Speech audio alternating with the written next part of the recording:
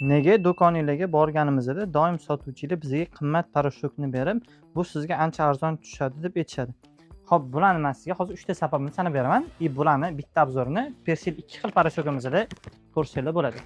Hop, qo'limda turgan Aeron Persil buni o'zi 50 bitta kiryushga yetadi. Bu 3 kilolik, narxi 100 ming so'm.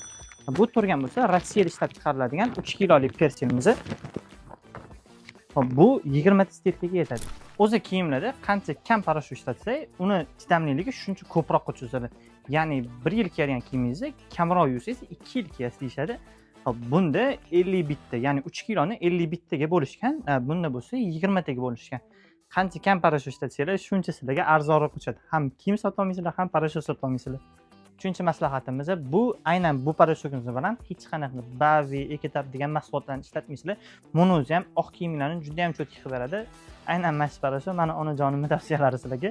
Agar sizlar xuddi shunaqa foydali videolarni o'tkazib olmoqchi bo'lmasanglar, tezda Yarko Marketga obuna bo'lib qo'yinglar.